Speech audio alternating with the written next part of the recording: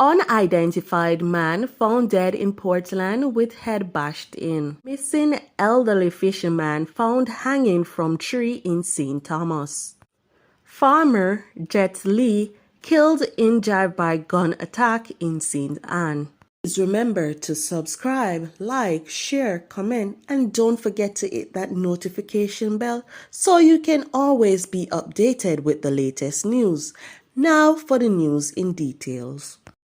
Detectives from the Criminal Investigations Branch in Port Antonio, Portland, are probing the death of an unidentified man whose body was found along Arbor Street on Monday morning with the head bashed in.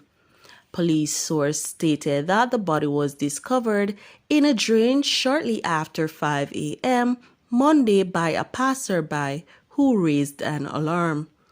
Upon inspecting the body, investigators noted the head injury and said there were no other visible wounds. The police are appealing to the public for assistance in identifying the deceased. The body has since been transferred to the morgue.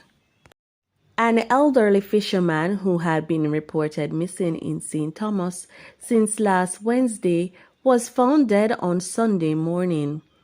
Escalon Brown, 77, from Rocky Point in the parish, was found hanging from a tree by the neck during a search by community members.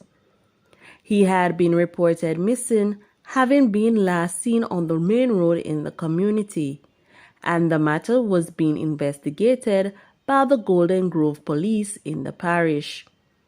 Reports have suggested that Brown had been acting strangely from some time.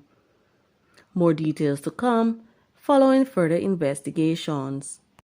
A 32-year-old farmer was shot and killed in a drive-by shooting in Wilberforce in Brownstown, St. Anne on Saturday.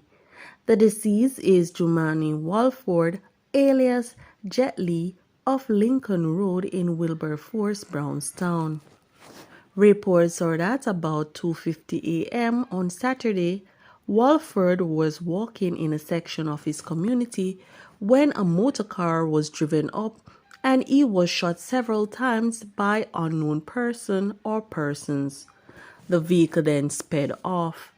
Residents who heard the explosion alerted the police, and on their arrival, Walford was seen suffering from gunshot wounds.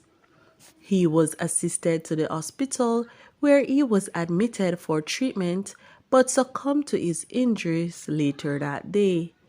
The Brownstown police are probing the development.